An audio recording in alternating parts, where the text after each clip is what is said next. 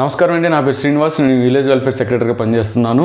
రాష్ట్ర ప్రభుత్వంలో బోగస్ పెన్షన్ల ఏరువేత అనే కాన్సెప్ట్ ఈరోజు అండి పైలట్ ప్రాజెక్ట్ ప్రకారం 2 రోజుల్లో ఈరోజు అనేది చివరి రోజు. ఈ 2 రోజుల్లో వచ్చినటువంటి ఫీడ్బ్యాక్స్ ప్రకారం మిగిలిన జిల్లాల్లో కూడా వాటిని మార్చుకుంటూ ఏమైనా ఆప్షన్లు యాడ్ చేయడం కానీ తీయడం కానీ అవన్నీ క్లియర్ చేసుకొని మిగిలిన జిల్లాల్లో ఉన్న ప్రతి ఒక్క గ్రామంలో ఉన్నటువంటి ప్రతి ఒక్క పెన్షన్ కూడా వెరిఫై చేస్తారు. సో ఈ పైలట్ ప్రాజెక్ట్లో మనకి ఏ క్వశ్చన్లు అడుగుతున్నారు, మనం ఏం సమాధానం చెప్పాలి, ఓకేనండి. వాటి గురించి మనం వివరంగా ఇద్దాం ఈ వీడియోలో. సో ఇంకా ఎవరైతే ఈ ఛానల్ చూస్తూ సబ్స్క్రైబ్ చేయలేదో వాళ్ళందరూ సబ్స్క్రైబ్ చేసుకోవాల్సిందిగా కోరుకుంటున్నాను. సో ఇప్పుడు వివరాల్లోకి వెళ్తే బోగస్ పెన్షన్లు ఏరువేతలో మెయిన్ కాన్సెప్ట్ ఏంటంటే ప్రతి ఒక్క పెన్షన్ ఎవరైతే అనర్హతగా ఉండి తీసుకుంటున్నారని ఈ మధ్య వార్తలు వస్తూనే ఉన్నాయి. దాన్ని ఫైండ్ అవుట్ చేసుకొని ఆ యొక్క పెన్షన్ని తీసివేయడం కోసమే ఈ యొక్క ప్రాసెస్ స్టార్ట్ చేశారండి. ఆల్రెడీ మనం ఈ వీడియో మీద డిస్కస్ చేసాం. సో ఎవ్రీ 40 పెన్షన్కి ఒక టీం వస్తుంది, వేరే మండలం నుంచి ఒక టీం వస్తుంది, వాళ్ళు వెరిఫై చేస్తారు. వాళ్ళు వెరిఫై చేసి రికమెండ్ చేసింది ఎండిఓ, ఆ మండలం పరిధిలో ఉన్నటువంటి ఎండిఓ అధికారికి వెళ్తుంది. వాళ్ళు అక్కడ అనేది ఫైనలైజ్ చేసి ఇది ఎలిజిబుల్ ఇన్ఎలిజిబుల్ అనేది డిక్లేర్ చేస్తారండి. సో మనం ఇంతవరకు అయితే గత వీడియోలో కూడా మాట్లాడుకున్నాం. సో ఇప్పుడు ఏ క్వశ్చన్లు అడుగుతున్నారు మెయిన్గా, ఓకేనండి.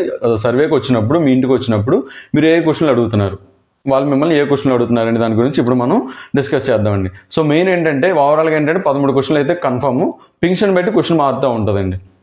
ఓకే, ఫస్ట్ పెన్షన్ లిస్ట్ తీసుకునేటప్పుడు ఆ ఇంటికి వెళ్ళేటప్పుడు వెరిఫై చేసుకునేటప్పుడు ఈ పర్సన్ అవునా కదని చూసుకుంటారు. ఆధార్ కార్డుతో బేసిక్గా ఫస్ట్ ఈ పర్సన్ కదా చూసుకుంటారు. నెక్స్ట్ ఫస్ట్ క్వశ్చన్ ఏంటంటే ఈ పర్సన్ లైవ్లో ఉన్నారా లేదా, చనిపోయారా ఉన్నారా లేదా అనే దానికి క్వశ్చన్ ఉంటుందండి. అవునా కాదనేది మెయిన్ కాన్సెప్ట్. అంటే ప్రతి క్వశ్చన్కి అవునా కాదా, ఇంకా ఎక్స్ట్రా డీటెయిల్స్ యాడ్ చేసేది ఏం లేదు, ఎటువంటి ఇబ్బంది కూడా ఏం లేదు. జస్ట్ అవును కాదు అంతే, ఇంతకుమించి ఏం డీటెయిల్స్ ఏం యాడ్ చేయరు. ఫస్ట్ పెన్షనర్ లైవ్ స్టేటస్లో ఉన్నాడా లేదా ఫస్ట్ థింగ్. సెకండ్ ఈ యొక్క ఇన్కమ్ మంత్లీ 10,000 12,000 అనేది ఒకటి ఉంటుంది, అది కూడా అవునా కాదా అది కూడా మీరు చెప్పాల్సి వస్తుంది. అలాగే ఇంట్లో ఎవరైనా గవర్నమెంట్ ఎంప్లాయీ ఉన్నారా అదొక క్వశ్చన్, లేదని చెప్తారు, అవునంటే అవునని చెప్తారు.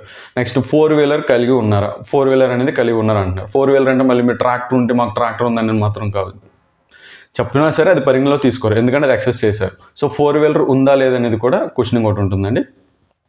అలాగే ఎవరైనా ప్రైవేట్ సంస్థలో పనిచేస్తున్నారా అని అడుగుతారు, దానికి కూడా మీరు సమాధానం చెప్పాలి. ఏంటంటే ప్రైవేట్ సంస్థలో పనిచేయడం ఏంటంటే వాళ్ళు చేస్తున్న ఉద్యోగానికి ఐటీ రిటర్న్స్ ఏమైనా కడుతూ ఉంటేనే అప్పుడు మీరు అవునని చెప్పొచ్చు, లేదనుకుంటే కాదని చెప్పొచ్చు. ఓకేనండి. ఎవరైనా ప్రైవేట్ ఎంప్లాయ్ చేస్తున్నారంటే అవునో కాదు వాళ్ళు అడిగే క్వశ్చన్ దాన్ని బట్టి మీరు చెప్పొచ్చు. మెయిన్ కాన్సెప్ట్ ఏంటంటే ల్యాండ్ కూడా మీకు 3 acres కానీ అబోవ్ ఉందా తక్కువ ఉందని అడుగుతారు, దాన్ని కూడా మీరు అవును కాదని సమాధానం చెప్తే సరిపోతుంది.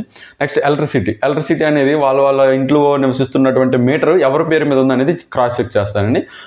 చెప్పేటప్పుడు మీకు 300 యూనిట్లు కానీ ఎక్కువ ఉందా తక్కువ ఉందని అడుగుతారు, మీరు దానికి ఆన్సర్ చేస్తారు. ఇన్ కేసు అడిగితే ఒకసారి కరెంట్ బిల్ తీసుకురండి అమ్మ చూస్తామని చెప్పొచ్చు, అది ఒక క్రాస్ వెరిఫై చేసుకుంటారు. అట్ ద సేమ్ టైం మళ్ళీ నెక్స్ట్ ఏంటంటే ఈ పెన్షనర్ అనేవాళ్ళు ఏ పెన్షన్ తీసుకుంటే, ఓకేనండి, ఏ పెన్షన్ తీసుకుంటే దానికి రిలేటెడ్ క్వశ్చన్స్ వస్తాయండి. సపోజ్ సింగిల్ ఉమెన్ పెన్షన్ తీసుకుంటున్నారు, విడో పెన్షన్ తీసుకుంటున్నారు అనుకుందాం. ఆ క్వశ్చన్ ఏంటంటే నెక్స్ట్ వీళ్ళు పునర్వివాహం చేసుకున్నారా అని క్వశ్చన్ అడుగుతారు, ఎస్ ఆర్ నో. ఓకేనండి. ఓకే. నెక్స్ట్ వికలాంగుల పెన్షన్ తీసుకుంటే వీళ్ళు వికలాంగత్వానికి కలిగి ఉన్నారా లేదని అడుగుతారు, అవునా కాదని అడుగుతారు, అవును పర్సంటేజ్ చూస్తారు, సర్టిఫికేట్ చూసి అవును అని పెట్టుకుంటారు. రెండో క్వశ్చన్ ఏంటంటే వీళ్ళని రీఅసెస్మెంట్ అంటే వైద్య పరీక్షలకు నిమిత్తం మళ్ళీ పంపించవచ్చా అని అడుగుతారు.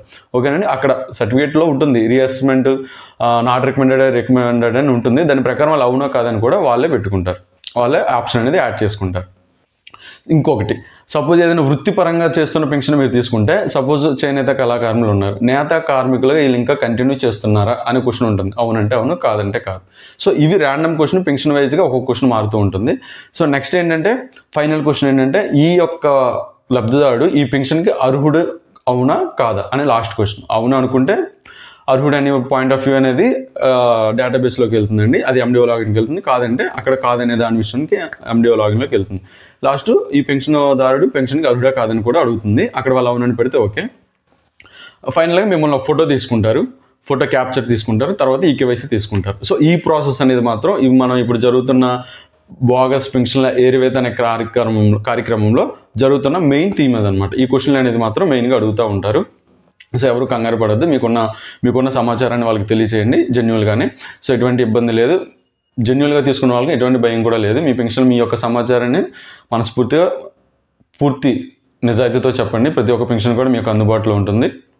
సో ప్రతి ఒక్కరు కూడా వస్తున్న సిబ్బందికి సహకరించవలసిందిగా కోరుకుంటున్నాను. సో నెక్స్ట్ నుంచి ఇంకో ఫ్యూ డేస్లోనే ప్రతి ఒక్క విలేజ్లో కూడా పెన్షన్ వెరిఫికేషన్ అనేది జరుగుతూ ఉంటుంది. సో థ్యాంక్ యూ అండి. ఈ ఛానల్ని సబ్స్క్రైబ్ చేసి నన్ను సపోర్ట్ చేస్తున్నందుకు ప్రతి ఒక్కరికి ధన్యవాదాలు.